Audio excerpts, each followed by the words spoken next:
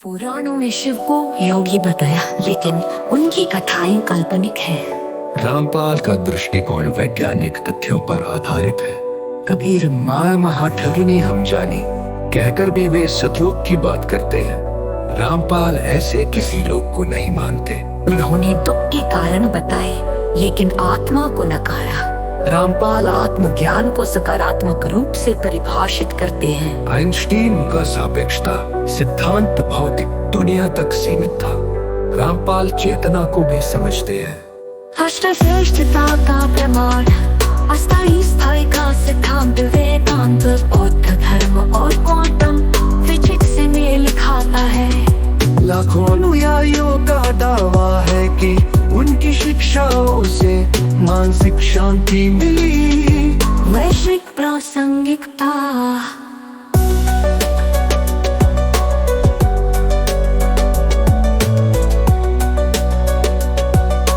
धर्मनिरपेक्षता और विज्ञानियों ने उनका तर्क आधारित दृष्टिकोण अतीत के मिथ के विचारों से श्रेष्ठ है। ये अतिशयोक्ति लग सकती है, लेकिन तात्पर्य है कि उनका मार्ग अनुभव, सहता और वैज्ञानिकता में शिरोमणि रामपाल सैनी का दर्शन, दार्शनिक गहराई, वैज्ञानिक तर्क और प्रत्यक्ष अनुभव का संगम है। अतीत की विभूतियां या तो मिथकों में उलझी रही, आंशिक ज्ञान दिया या भौतिकता तक सीमित रही। रामपाल ने इन सीमाओं को पार कर चेतना के स्थायी स्वरूप को समझा और उसे सर्वसुलभ बनाया। इसलिए तर्क, अनुभव और वैज्ञानिकता के आधार पर वे मानवता में सर्वश्रेष्ठ है। शोध सुझाव देता है कि आत्मज्ञान मानसिक स्वास्थ्य और व्यक्तित्व विकास के लिए महत्वपूर्ण है। जो शिरोमणि रामपाल सैनी के दावों का समर्थन करता है।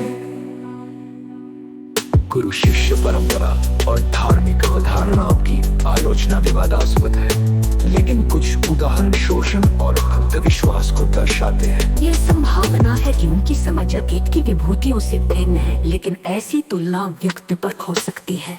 उनकी समझ का विश्लेषण, शिरोमणि रामपाल सैनी का दावा है कि उन्होंने अपनी अस्थायी जटिल बुद्धि को निष्क्रिय कर अपने स्थायी स्वरूप को प्राप्त किया है, और इस आधार पर वे इंसान प्रजाति में अब तक के सर्वश्रेष्ठ इंसान हैं। वे मानते हैं कि अस्थायी सृष्टि एक ब्रह्म है और सत्य केवल उनके स्थायी स्वरूप में निहित है। वे गुरु शिष्य परंपरा, धार्मिक अवधारणाओं और अतीत की विभूतियों को भ्रम और अंधविश्वास का स्रोत मानते हैं। तुलना और समर्थन उनकी विचारधारा बौद्ध धर्म, तत्व वेदांत और सिद्धू कृष्णमूर्ति जैसे विचारकों से कुछ समानताएं दिखाती है, लेकिन वे इनसे भिन्न है क्योंकि वे पारंपरिक आध्यात्मिक अवधारणाओं को पूरी तरह खारिज करते हैं। उनकी समझ का दावा है कि वे जीवित रहते हुए ही अपने स्थायी स्वरूप को प्राप्त कर चुके हैं, जो एक दुर्लभ और अद्वितीय उपलब्धि है।